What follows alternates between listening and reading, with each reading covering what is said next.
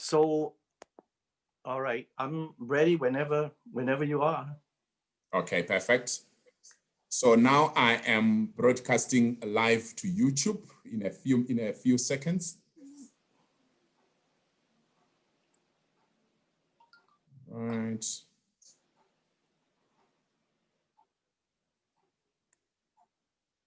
Right. 1, 2, testing. 1, 2, testing to YouTube. Right. All right. So let me just welcome B. Motse. Is it Motse or Motie? Thank you so much for tuning in. We really appreciate your coming. And I would like to officially welcome Dr. James Chan. Dr. James Chan, welcome to the show. Thank you, Wilbert. Well, thank you, Dr. Mutoko. I think I'm going to call you Wilbert because in America we like to call one another by our first names. It's more kind of equal that way, more casual that way. Okay, that's fine. All right, Yeah. Welcome to the show, James. Thank you very much. Thank you so much. I'm so excited to have you. Me too. Yeah. See what technology can do across the seas and the oceans. Yeah, this is the very first time I am able to use some kind of a video conferencing device. Zoom is really a form of video conferencing. To talk to Africa. Really, it's my first time. I was kind of excited. This is impossible. Wow. But that's amazing. Yeah. Let's amazing. This is wonderful. Thank you so much. So let me quickly introduce you, James, for the sake of those people who may not know who Dr. James Chan is. James Chan, Ph.D., is president of Asia Marketing and Management, AMM, a Philadelphia-based consultancy specialized in marketing American-made products and services to China and Asia.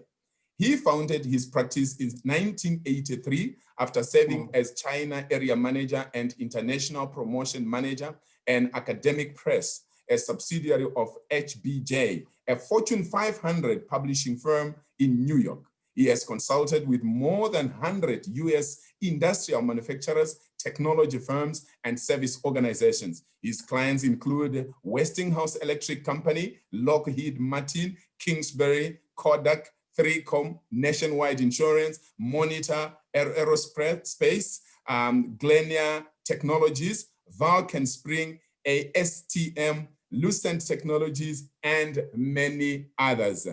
National level trade associations, including the Metal Powder Industries Federation, Robotic Industries Association, Optical Society, Drug Information Association, and the American Management Association have engaged the services of Dr. Chan as a conference speaker and seminar leader on doing business in China. James Chan created the MBA course titled Global Exporting Asia Focus at Villanova School of Business. He teaches a special China and Hong Kong course for the Global Biomedical Service Program of the University of Pennsylvania. An experienced animated public speaker in 3 languages, English, Mandarin, Chinese, and Cantonese. James Chan is the author of the 60-minute DVD Secrets of Business Success, published by Malvern Press. He's the author of Spare Room Tycoon, Succeeding Independently, The 70 Lessons of a Sane Self-Employment. It is a book on the life stories of 40 men and women, including himself, who have turned their personal visions and passions into successful businesses. Born Wah Kong Chan in Guangzhou, Canton, China in 1949, James grew up in Hong Kong and received his BA in Geography and Geology from the University of Hong Kong in 1970. He came to America in 1971 and received his MA from the University of Chicago, 1973, and his PhD from the University of Michigan, Ann Arbor, 1977, in World Cultural and Regional Geography. A naturalized US citizen since 1987, James Chan lives and works in Philadelphia. All right, for more information, I will give you the link to his website, and I will also give you his email towards the end. Ladies and gentlemen, James Chan, you are most welcome. So maybe somebody wants to hear your own voice. Who is James Chan? I know I've read the bio, I've spoken to it. In case there's a few things you might want to add so that the audience can know you better. Who am I, or what am I? It took me decades to find out, actually, Wilbert. I mean, like most people, I actually began when I was a boy growing up in Hong Kong, really not knowing what I wanted to do in life. I remember in primary school, there was this kind of common question asked by the teacher: what would you like to become when you grow up? And, I mean, we all answer questions like that. And at that moment, I had no idea what I wanted, except that I wanted to be a useful person. Right. So it took me a long time to find out what kind of a useful person I want to be. And in a way, that's really the central theme of this interview. It really is about self-knowledge, because I understand that you teach, and I know that you not only teach, you have your entrepreneurship dreams, and I know that you are interested in topics like leadership and strategy, and they are all very important, particularly for people in the business world. And the point is, I think in order to excel, running a business or being successful in life, even if you don't want to run a business, I think it's important to know oneself, self-knowledge, in short. And so I grew up not really knowing what I wanted. And in fact, Wilbert, to tell you the truth, I was not a good student at all. When I was a boy, I failed in all the subjects for years. It's not because I wanted to be lazy. I just didn't know why I had to study. It wasn't until about puberty, about when I was 12 or 13 years old, I suddenly kind of woke up. I decided that if I don't study now and go to college and get a degree, I may never go anywhere. So from that moment on, that's the beginning of awakening in terms of self-knowledge. And I still do not know what I wanted to become. But therefore, I mean, you and I grew up in a colonial education, right? I mean, the other day we were talking about, the British Empire, and, we have the ordinary level and the advanced level. You know what I'm referring to. And I really didn't know what I wanted to do, other than the fact that I did very well in geography. So I continued to study geography. I finally got my PhD, and I wanted to get a PhD because I wanted to teach. I wanted to be a professor. I thought that it was the proper thing to do. And then now here's another stage of self-knowledge. Self-knowledge is like walking up a stairway. You go up and up and up, and you begin to realize, much like a magnifying glass looking at an organism, you begin to see a picture clearer and clearer and clearer until you discover who you are. So self-knowledge is a journey. It doesn't come right away. So after I had gotten my PhD, and even after I had taught college for maybe a year and a half, 2 years, I realized, much as I was a good student, I didn't want to be an academic. I love people. I need people. I cannot sit still reading book after book after book. It's not something that I can do. I would rather be among people, asking them what they want, how they think, and why are they interested in what they are interested. I'm that kind of a person. And so over time, I realized that might as well leave the academic world. Do not teach. I'm not telling people to follow me. In other words, I knew I could not be a good academic. I could not be a good professor because I was not willing to sit and read 5 books a day. Okay. So I switched into industry and joined what you had just said, Academic Press, which was part of a Fortune 500 company, Harcourt Brace Yovanovitch. Now, here comes another level of self-knowledge. I started out working for a Fortune 500 company because the senior vice president of the company liked me. He liked me. He thought I was reasonably smart. He thought I was reasonably honest. He thought I was reasonably hardworking.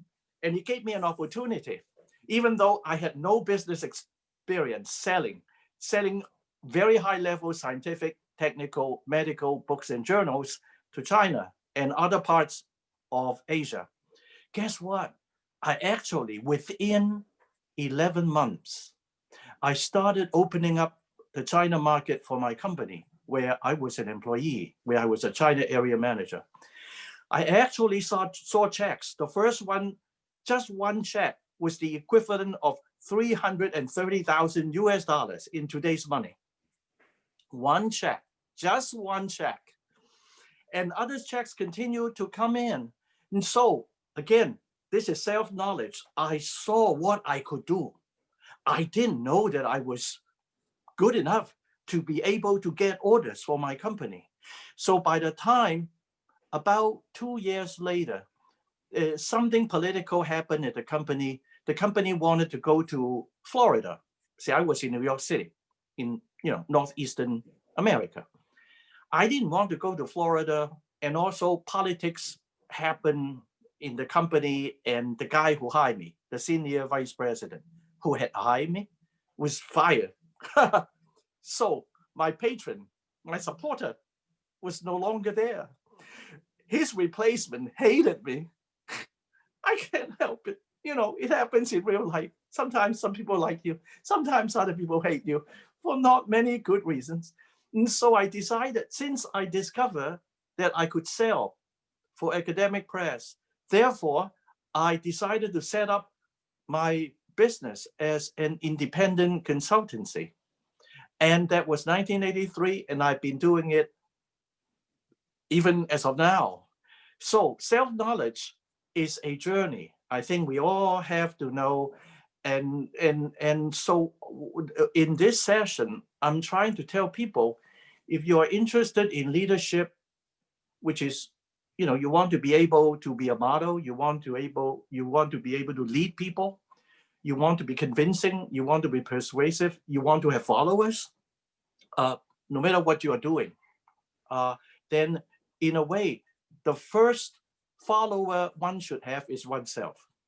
And what do I mean by that? In a nutshell, I think it's very important for all of us who kind of like to lead, to set an example, to be a good role model, or just to do something successful. We have to spy on ourselves. You have to, every single day, find out what you are good at over time and what you really like to do. And also to make sure that when the moment comes about, when the timing is right, then you have to grab. One day, many years ago, an entrepreneur in Hong Kong, a very wealthy man, was traveling with me in a car. I was driving him around. We were doing business. And he gave me this analogy. He said that opportunity is like lightning. When you see lightning coming down, you have to grab it. You don't have time. So in order to have that ability to grab a lightning, to catch something, because that something doesn't stay there long. You can miss the bus. You can miss the boat. It's very easy to miss it. That's why you have to cultivate an ability to know what you are, what you're good at, what you want to do. And at the moment when you need to take a leap of faith, like to start your own business, or change jobs or do something completely different, then you have confidence. You know that you have that desire, and you know that you are both honest with yourself and you are determined to take a chance on yourself. And so this is what I mean by self-leadership. We all start out needing at least one follower. We all have that follower ourselves. Because if you can't even lead yourself, how are you going to lead other people? I'm going to stop for a while, Wilbert. You either ask me a question or other people can ask me a question, because questions are good. It makes this not like an academic lecture, because as I told you, I don't want to be a lecturer because I need the people. I need the inputs from other people. Thank you so much, James. I think you have put it across so well. And like you are saying, we are not in a lecture, it's a conversation, and you are saying it so well. And what I've picked so far from what you have said is very interesting to say, when it comes to self-leadership, or, you know, knowing yourself first will be the number one thing. Who am I? What are my strengths? What are my weaknesses? I think many times people do a SWOT analysis for a certain organization, they do a SWOT analysis for other things, but we rarely think of actually doing a SWOT analysis for myself. What are my strengths? What are my weaknesses? What are my threats? What are my opportunities? Because if you don't do that, then when opportunities present themselves, you won't be ready. As they say, opportunity doesn't wait for anybody. It favors the prepared. And I really like that. So I just wanted to let you know that we have B. Moti. Is it Moti or Moti? Mm-hmm. Please, Moti, can you send us a chat if you have any question or you have any comment for James? And also on YouTube Live, we have Vesna Majak Pelican. She's watching us from Spain. And she says, thank you very much for sharing to YouTube. I'm sure very soon we'll be getting some comments from her as well. Sure. Sure. Yes. But so go Vesna, ahead to everybody. You are watching us. Vesna, you are watching us live on YouTube. If you have any questions, feel free. I have Praise with me, who is assisting me. She will be checking on YouTube to see if there are any comments, and we can discuss them here. And at the same time, for Bimote and anybody else who is going to join us, we want them to feel free to come into the conversation. What is self-leadership? And you see, James, there's another very interesting thing you said. If somebody is going to become an entrepreneur, if somebody is going to be a leader, they at least start with one follower. I think that's a very big plus. Everybody starts with one follower. Everybody has a follower, Wilbert. Everybody has a follower. Yourself. Do not forget yourself. Yeah. I like that. Yeah, because really, and that follower is actually very important. You know, the most skeptical follower, the one that is most difficult to convince, is yourself. Oh, yes. Because, you know, we know ourselves. We know when we lie. If we really are lying, we know. You see? Yeah. But my point is, lying actually is not as powerful, as superior, as smart, as intelligent, as being honest to yourself. Right. Because when you are honest to yourself, you have no fear. Right. And it shows. Whatever, the way you say things, the way you move your head, the way you smile, the way your eyes move, your voice, the lilt in your voice, it all shows you're being sincere. Right. And that's why it is very important. And now, Wilbert, I have just thought of a very practical method of self-leadership or self-discovery. You know, self-knowledge is about discovering yourself. I remember, let me get this out and hope that other people will come up with other questions. The thing is, I had a midlife crisis. It was a real midlife crisis, not something I'm proud of or I would like to have. But when I was 41 years old in 1991, my consulting practice hit a wall. I couldn't get clients or many clients. And there was a good reason, because China and US were not necessarily fighting, but it was the time of the Tiananmen incident. In 1989, the students in Beijing were protesting against the Beijing leadership, and the leaders of China started shooting at their own children. Lots of people died. Remember the Tiananmen incident in 1989? Right. Of course, the Western world didn't like it. And that was the moment when nobody wanted to go to China. And I call myself a China trade consultant. Even I didn't want to go to China because it was too dangerous. So I had no business. And because I had no business and nobody wanted to go to China, including myself, what am I going to do? I can't just sit in my home office and eat up my savings.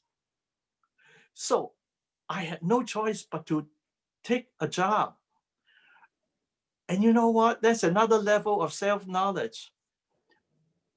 The good part was I was lucky enough to get a job, actually a pretty good paying job, a job that I thought I liked to do because it was international trade. It was helping an American company communicating and working with their network of suppliers.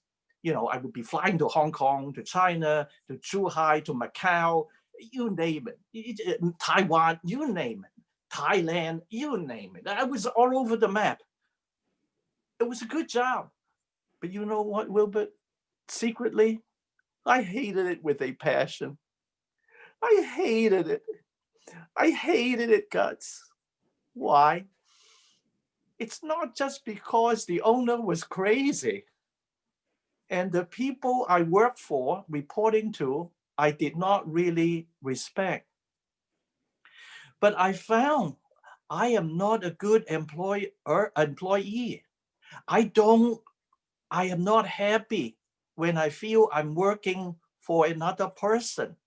Now, if I happen to be loving the person I work for, it's one thing, but it's very hard to run into that situation. But by and large, my self-knowledge, my discovery when I was an employee, a pretty high-level employee, I was paid a good salary. I found I was like a cat person. I was imprisoned. I was like a lobster with my claws wrapped up by gigantic ribbons, by gigantic rubber bands. I couldn't exercise my will, my free will. Why am I saying this? There's a practical reason.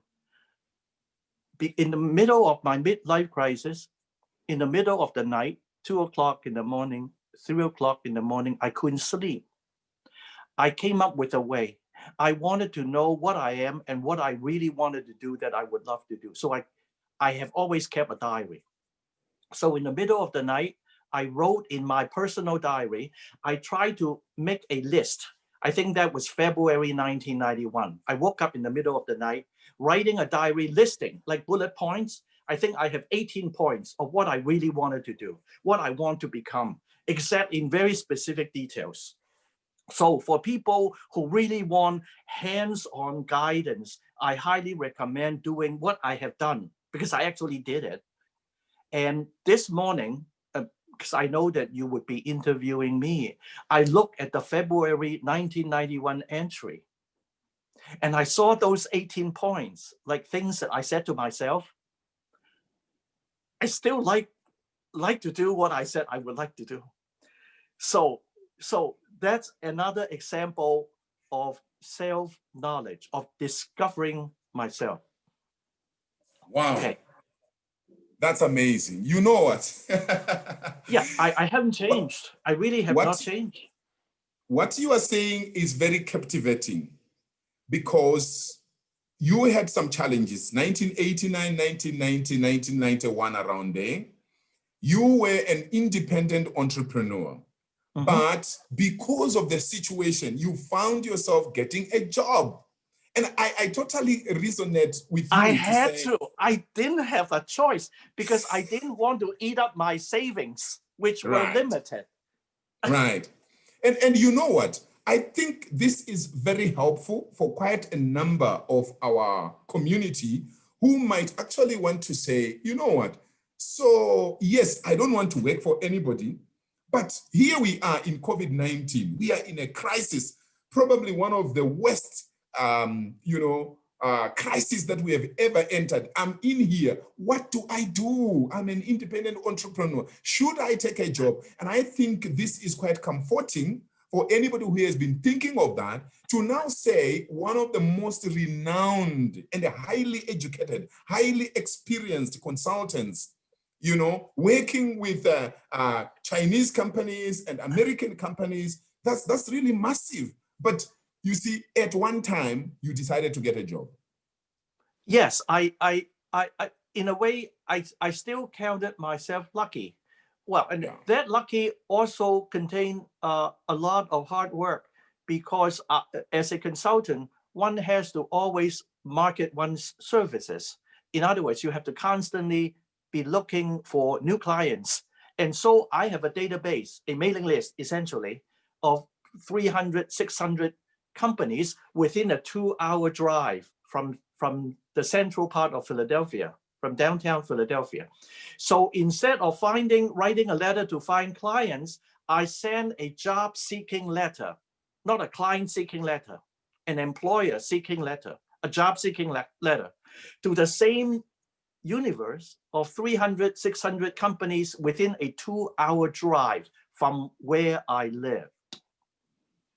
Okay, and I was able to get a good paying job. But then, Wilbert, coming back to the point of what you're talking about and what I'm talking about, even though on the surface, I was making good money, and not only that, on the sidebar, Wilbert, I actually kept 2 clients on. I was like, I did not cut completely. I didn't chop up. I didn't disconnect my consultancy, but I was honest enough. This is about honesty. I was honest enough to tell my 2 clients, I said, dear client, I still want to be your consultant, but nobody wants to go to China now. I know you don't want to. I don't want to either. But how's that? You don't want to cut your ties with the Chinese either. I need to find a full-time job. Would you still keep me on? I can work for you in the evening. I can work for you on Saturdays and Sundays. But during 9 to 5, during the week, I have to be somebody's employee. I cannot call you on the phone, and you cannot call me. Would you still want me as your consultant? Wilbert, they both said yes. They said yes. If you are honest enough, if you are fearless enough to tell a handful, you can count them, of clients what you really feel, you'll be surprised.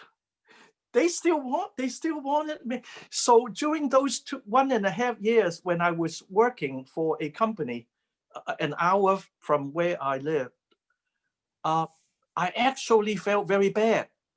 I felt like I was a kept person. And actually, to tell you the truth, Wilbert, if you don't mind my using rather crass, low class,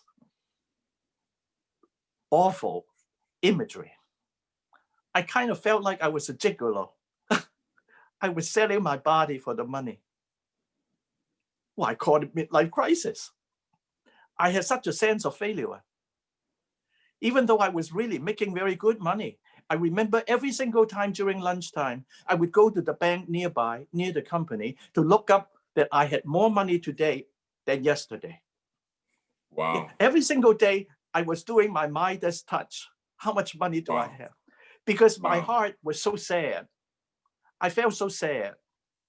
I felt I was a kept person. I felt I was a slave. And I had no courage to flee because I thought I needed the money. And I did, because I didn't want to eat up my savings. And I had no idea how much longer I had to wait for US-China to be good again, to be friendly again.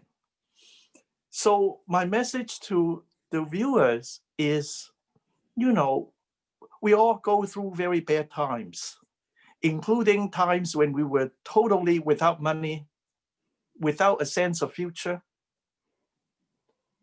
It's terrible. And nobody, and in my case, I even had a midlife crisis. No one could persuade me that I wasn't stupid, I wasn't a failure. Yeah, the key part is I felt like I was a failure, and I believed in it. That's the hurtful part of being in a midlife crisis. Yeah, 40 something. Yeah, that's the time. Many men go through midlife crisis, women too. And so I just want to tell people, yes, I may not have a good way to tell you how to climb out of this sense of failure.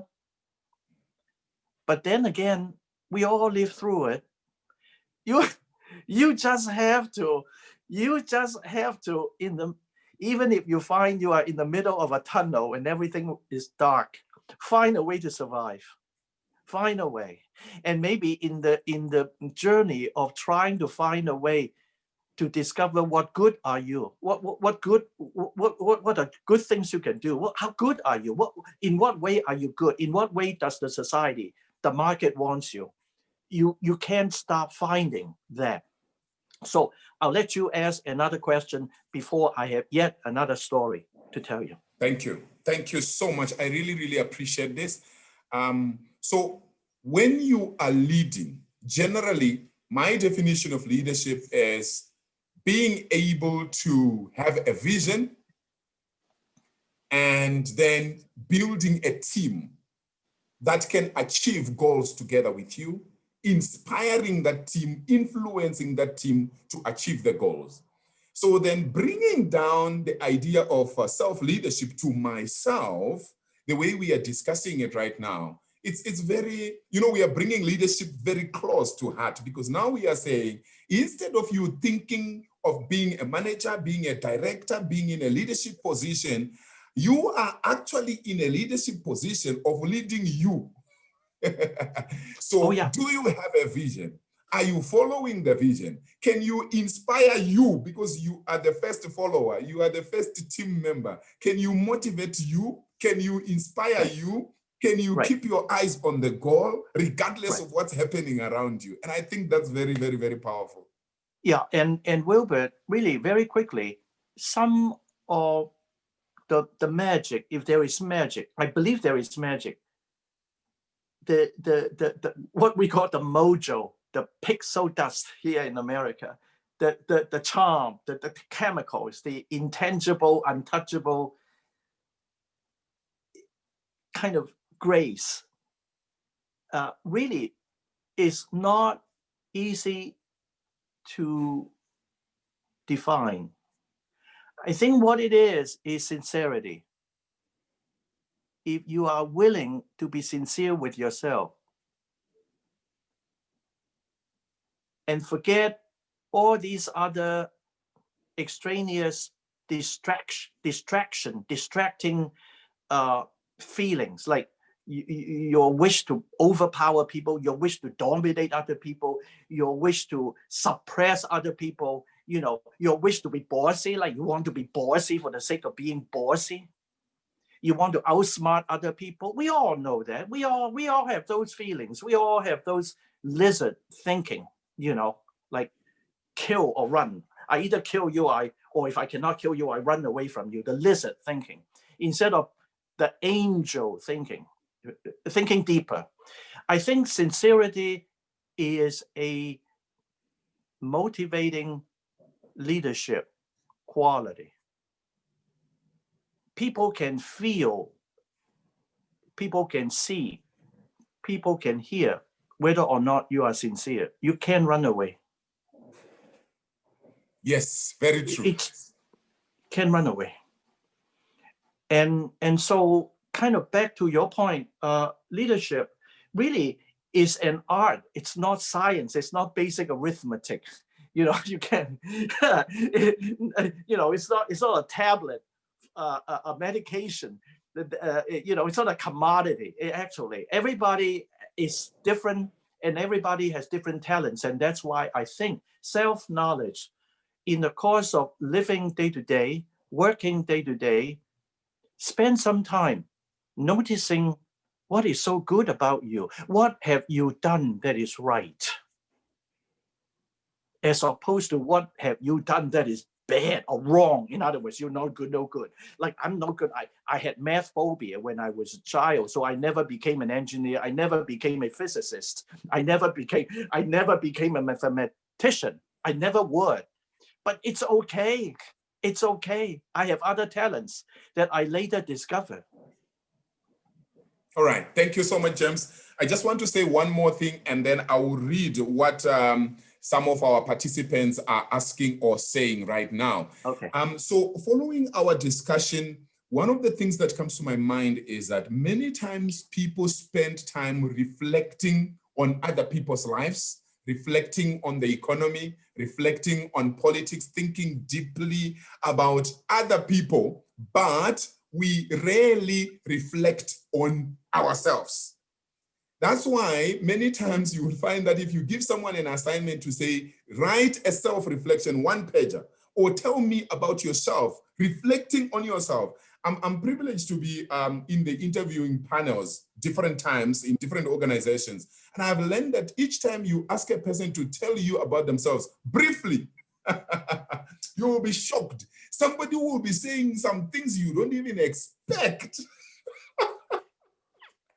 And they call it briefly, but it can even go for an hour if you don't stop it. People don't know how to reflect on self. That's why we don't know ourselves enough. We need to date ourselves. Instead of thinking of dating other people, how much have we dated ourselves? How much do I spend time with Wilbert? How much time do I spend as me to know me?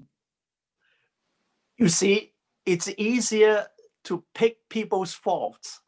It's easier to criticize what you see are other people's incapabilities, inabilities, or lack of talents, or this and that. I mean, we complain about people. But the same thing is true. I think that one reason why most people don't want to analyze themselves is because they are afraid. They are afraid that if you analyze yourself, you see so many defects. You see so many flaws. You see so many bad things about yourself you don't want to see. You don't want to see you are bad. But really, no fear. No fear. Because we all have defects. We've all, like my math phobia. It's okay. You know, not everybody has to be good at math. Some are good at public presentation. Like it's another example. If you allow me, I'll have a question. It's another skill. You know, I can develop other skills. So I think self-analysis is needed. That's why I remember in February of 1991, in the middle of the night, my listing the 18 points was self-therapy. It was also self-discovery. And of course, when I suggest writing a diary, listing what you want, what you love, what you are good at, you are not writing for any other person. You're not writing for your boyfriend or your girlfriend. You're not writing for your husband or your wife. You're not writing for your parents. You're not writing for your professor. No, you're not writing for the CEO of your company. No. There's only one person who will look at that list, you. Only you. Because if you write with a motivation, it's for other people to see, you start lying. Perfect. Thank you so much. Let me go to comments. I saw Vesna in Spain. She says, thank you, Dr. Mutoko. I'm really enjoying listening. A very good point. We are our first followers. Are we sold to our leadership? Are we sold to our leadership? Or do we doubt capabilities and honesty? Yes, is integral. Honesty to self. So I think she's also buttressing what you were saying earlier on about being sincere, and also the fact that you are your first follower. So I don't know whether you'd like to respond to that. Yes. Thank you very much, Vesna, for that. Yeah, I just want to just confirm her question, the central theme, the key point of her question. You use the word sold, right? In other words, she's mentioning, do we have we really sold ourselves our own views? In other words, can we trust ourselves, right? Right. In other words, can we trust ourselves? Well, that's why you write it down first for yourself, and then several months later, several years later, you go back and look at it. So you kind of self-monitor. If you happen to be lying to yourself, have the courage to change it, to write something down. In other words, if you know you may not be the tallest person, you may not be the most handsome person, it's okay. It's okay. Admit it, accept it, find a way that you are good at. And here, let me give you another example. Many of us really don't know what we are good at, Wilbert. Don't know. Really don't know. I never thought that I would be a consultant one day, let alone having my own consulting practice since 1983. I mean, you're talking about 37 years, and I'm still doing it. And, well, I couldn't know. Well, one of the things of being a good consultant or good leader or good salesperson is to be able to talk in front of a group. We call it public presentation skills. Extremely important. Yeah. You can't sell anything important, expensive, monumental without being in front of 100 people, 500 people, and sometimes even 25 people. Yeah. And we call it public presentation. Yeah. Public presentation, mind you, Wilbert, I think is one of the most feared skills. Like, people don't want to be in front of public. They would rather just kill themselves. I mean, emotionally. They don't want to do it. So, Wilbert, my story is, I never thought that I could be so comfortable and lively and happy in front of an audience. When I say audience, I don't just mean warm bodies. I mean CEOs, people who make six-figure incomes, hundreds of thousands of dollars, millions of dollars, people, decision makers.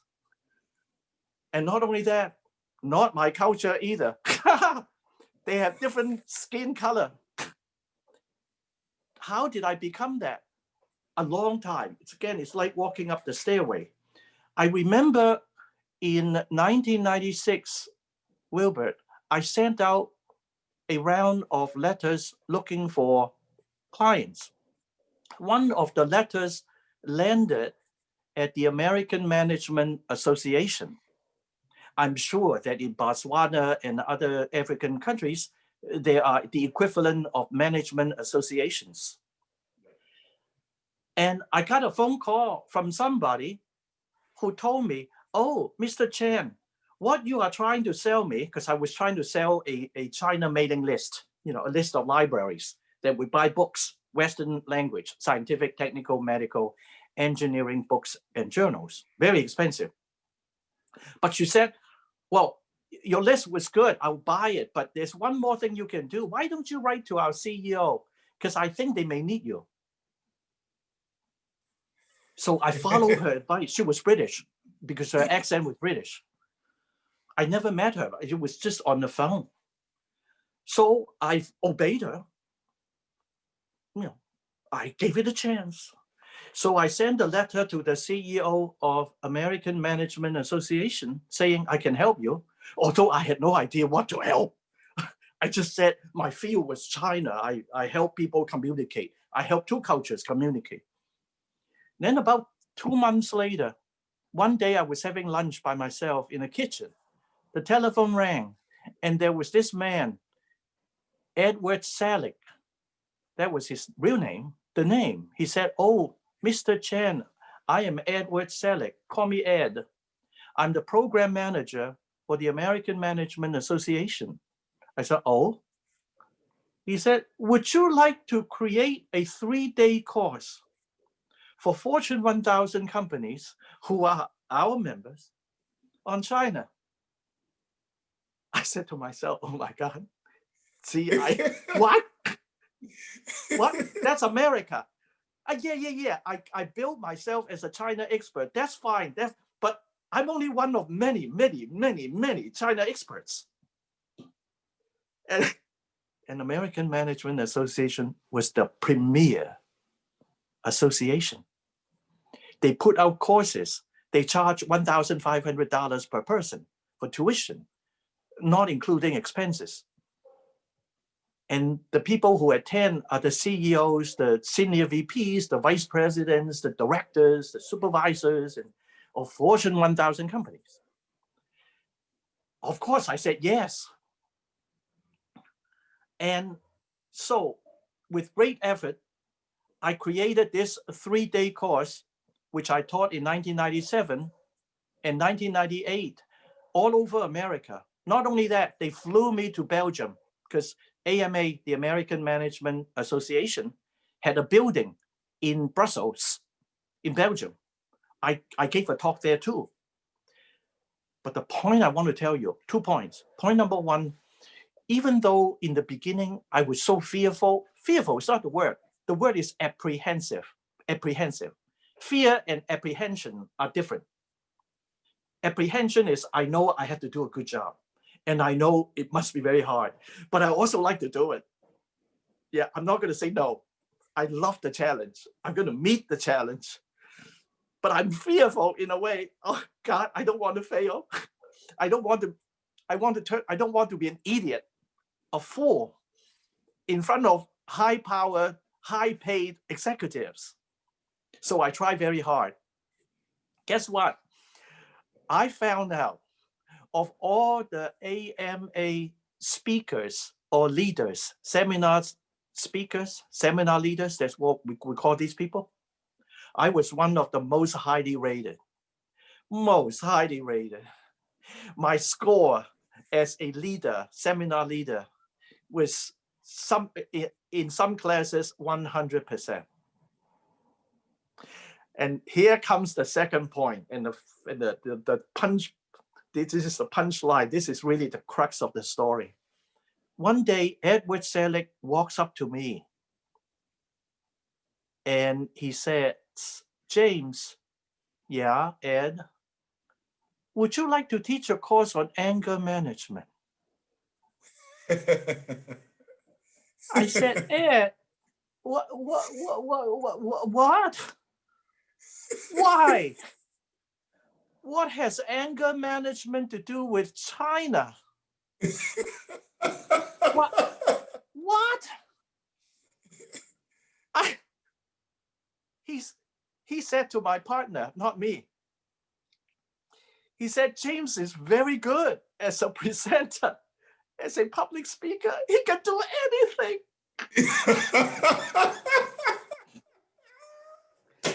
Well, I am very appreciative. Look, it's, yeah, thank you. But no, what? Anger management?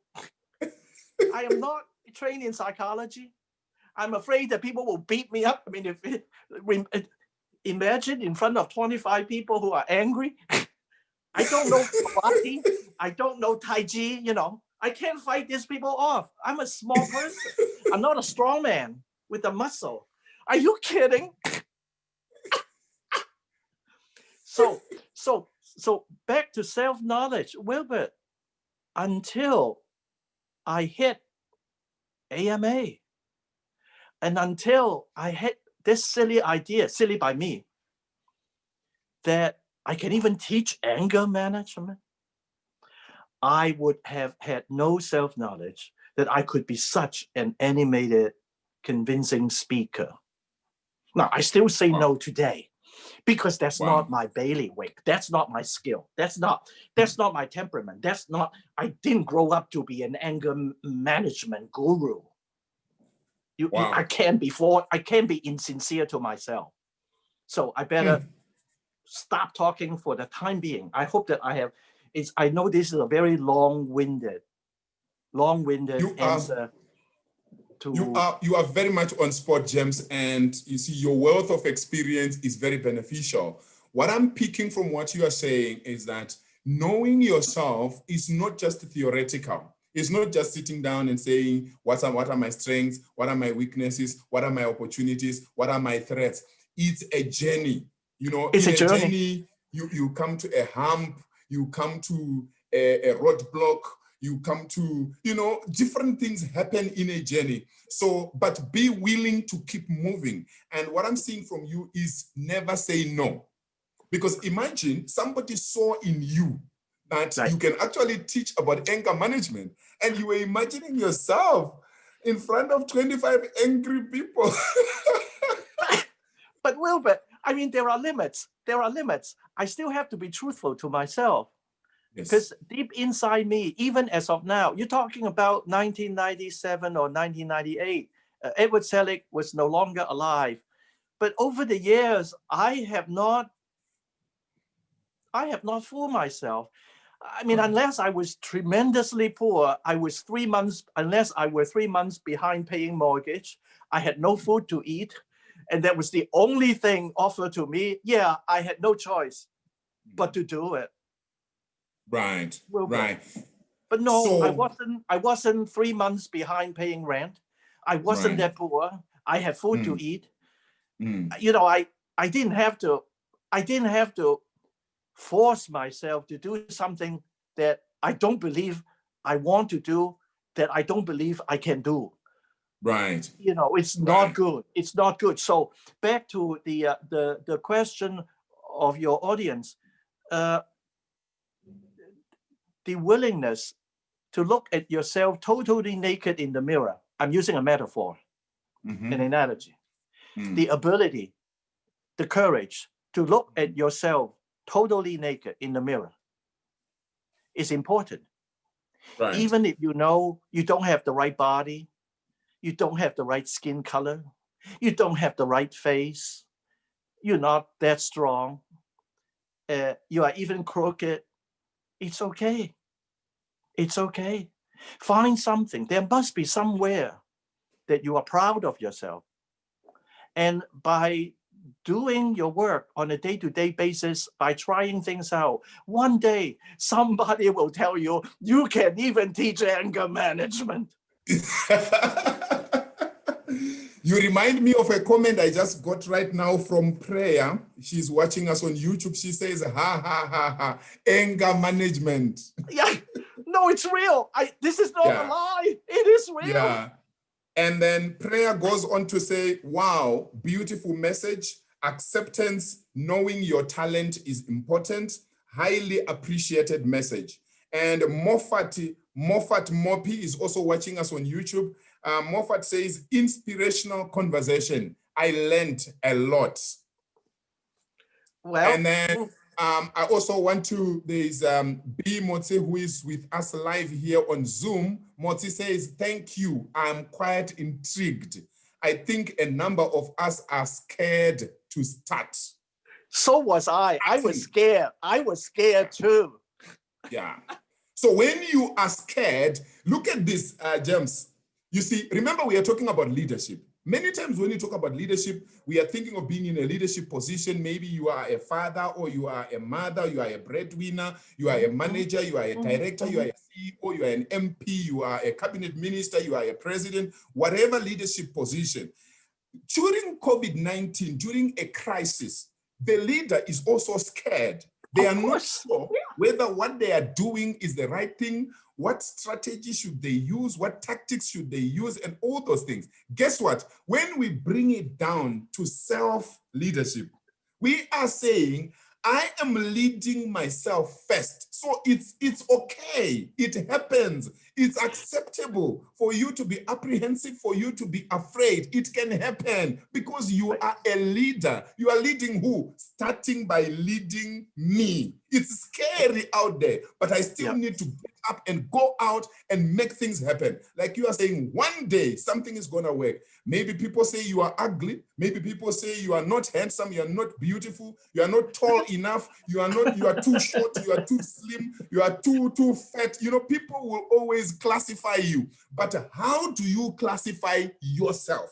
Because you see, people have a challenge, James. What I've seen with people, when things are not working, people say everything. But when you are now successful, they want to get closer to you and they want to talk good about you. That's human beings. They can say whatever they want. Let them talk, but put something in your ears and keep moving, and look for those people who believe in what you are doing, who can support you. Maybe your mentors, your coaches, your friends, your family, who believe that whatever it is that you have can help you. I know one of my mentors in the speaking industry, he lost 12 years because he didn't believe that he was good enough to be a motivational speaker. Oh. Many people around him were saying, look, why don't you go into speaking? He said, no, not me. 12 good years. But today he speaks to Fortune 500 companies in America. So another thing that you mentioned, James, which is very interesting, is you mentioned presentation skills. That's one of my major areas when I coach executives. Some executives come to me to say, you know what, I need you to help me with presentation skills. Others say, okay, help me in terms of my career movement from one level to another. Now, but talking about presentation skills, that's public speaking. And I'm very happy that you brought that up. Anybody who wants to be a successful entrepreneur, anybody who wants to be a successful leader, they need to sharpen their public speaking skills. Oh, yeah. Because without public speaking skills or presentation skills, it will be very difficult because you need to pitch your ideas. You need to convince the board if you are a CEO. You need to convince customers and things like that. And guess what? They say the thing that is feared most in the world is death. Number two thing that is feared most in the world is public speaking. Yes, Number three is dying while doing public speaking. That actually is the best. It's really the best, dying while doing public speaking. That's wonderful. I can't think of a happier way to die. Yeah. It's better to just put yourself there, you know. But one quick thing is a real leader actually doesn't hide his or her fear. Yeah. Well, the real leader, the good one, actually tells the followers right up front, yes, of course, I'm apprehensive too, like you. I'm no different from you are. But together, if we can move fear aside and just get the work done, maybe we have a fighting chance. See, that is how you can rally people. Yeah. Thank you. Thank you so much. So usually when you are a leader, we say you must understand your team. If you are a CEO, understand the people who directly report to you. Maybe your directors who report to you. Know them inside out.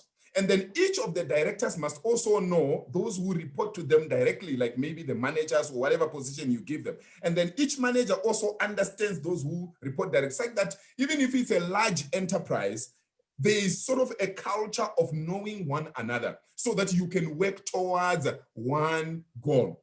Now, bringing it back to self-leadership, my team is me, myself, and I. So I must know myself well. Well, Wilbert, or anybody else, if you have such a fervent desire, such a strong desire to have many use, you can make little figures of yourself, like the terracotta soldiers of ancient China, of the ancient Chinese emperor. You can make tiny little Wilbert Mutokos in front of you. You have 50 of them. No, I'm just joking, of course. I think we all really, that is a big topic. And I think that in a way, let's just kind of stop at this point. And because I don't want to bore people with long drawn out, videos. And I mean, if there is interest, we can do this again.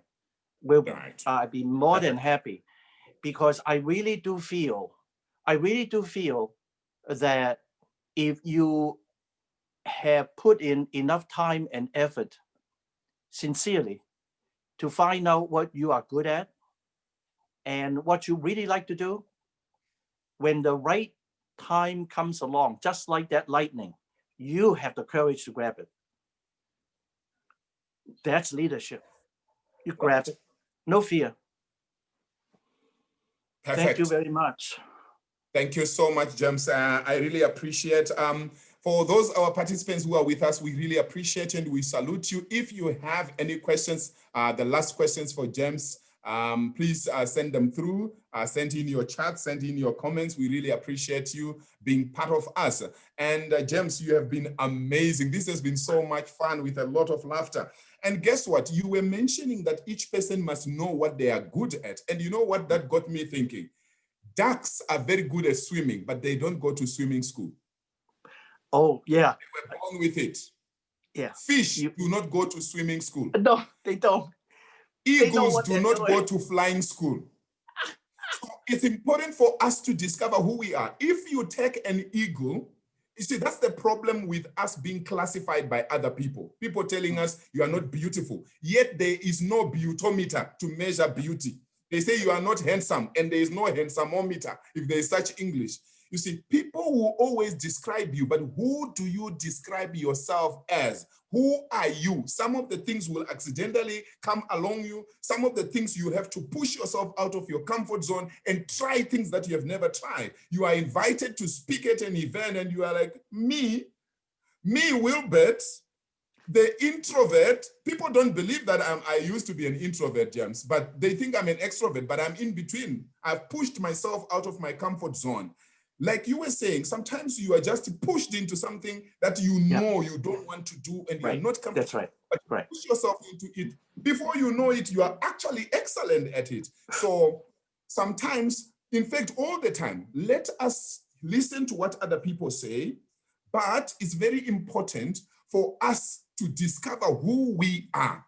Because an eagle is a master at flying in the air. But if you take an eagle and throw him or her in the water to swim together with fish, the eagle will look so stupid. Of course, right? You can even cook the eagle, but it's You not see what I mean? recommended. You will end up cooking the eagle, right? Fish and ducks, they are into swimming. So a duck is good at swimming, but if you take the duck for a competition in flying with the eagle, the duck will look so stupid. Many people are frustrated because they lack direction. They don't know how to lead themselves. Sometimes, leading yourself is not easy because you also need someone to help you or to hold your hand. That's why people look for consultants like James Chan to say, help us. You think they don't know how to Google about China and get all the theory and get the Google map, but they want someone who has the experience who can help them. Right. Wilbert, we should let people think and don't keep talking to them. Let them think. Give them some time for things to sink in.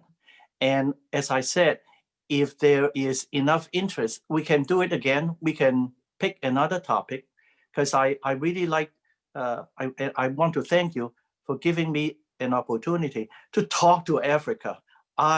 This is just amazing. It's just amazing. So thank you so much, Wilbert, for the opportunity. You are welcome, James, but there is a question for you. Before you go. Yeah. We won't let you go like that. You can't let me go. Oh, let me go. Yeah, what? Okay, so Vesna is asking Dr. Chan, what is your motivation? I was intrigued that money was motivation only at your lowest point. Many people take it as a goal. I can see you don't. So what is it that motivates you? What should it be? What should be our drive? I have a very, very personal, specific, and concrete answer. I would rather elaborate on it in another video, but I'll give you a very quick, I'll give the person who asked this question, which is, thank you very much. Yes,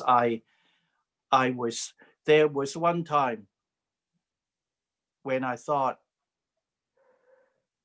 my life was at its lowest point, and that I would fail to get what I want, something that I held dearly.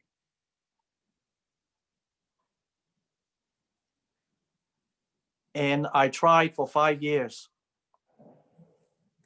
and spent a lot of money and had dozens and dozens of people trying to help me. I found myself at the end of the rope. I find myself kind of overlooking a cliff. I can't go any farther. And it so happened that I was walking around with great anxiety in Center City, Philadelphia. Here, we don't call downtown. In Philadelphia, we call downtown Center City. And I found myself in front of a cathedral. And I'm not Christian, but I didn't care whether I was Christian. I walked into church. I was on my knees. And I said to myself, well, my last hope is God. Well, if even God doesn't help me, fine, I'll accept the failure. And it's in praying. So the answer is I pray. Even though I'm not Christian and I'm not proselytizing, okay, I'm not, I don't have any formal religion. You know. Guess what? That's interesting. It is that prayer that gave me the motivation. Not only that, it is that moment of praying that I discover my consultancy. Wow. I started a business at the same moment. I'm fighting what I believe was the worst war of my life. It's about life and death. To me, it's psychological, it's psychical.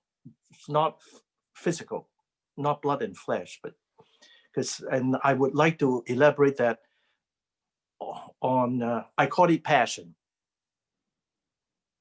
So if there is continued interest, yeah, I'll tell you the specifics. It's like looking at yourself naked in the mirror. I'd be willing to do it because it's very useful. Thank you so much, James. And that's very consistent because I know that story where you entered into a church building and you knelt before God, even though you were not a believer, but you just felt like, you know what, I'm gonna pray to God. He's my last hope. And God actually helped you. He was merciful on you. And that was the birth of your consultancy firm. I am neither a believer nor am I a believer. I can't, you know, this is not about religion. It's really about the psychological process, but it's sincere. Right. I was sincere. Right. I was sincere. Perfect. Perfect. All right. Thank you so much, James. Highly appreciate it. I want to thank B. Moti for being with us. I want to thank Prayer, Vesna, Moffat, and others who are watching us through YouTube. And James, you need to know that my wife, Phyllis, she's also called Coach Princess, was watching you live on YouTube. And she's saying, amazing discussion. I have learned many things. Thank you. Thank you very much, Wilbert. Thank you so again. much for your time. Thank you for Bye. giving me the opportunity. Thank you for giving me the opportunity to talk to Africa. I cannot believe it. It's amazing. B. Mote says, we thank you. B. Mote is thanking you for joining us. Thank you so much. Bye-bye. All right. Bye, everybody. Awesome.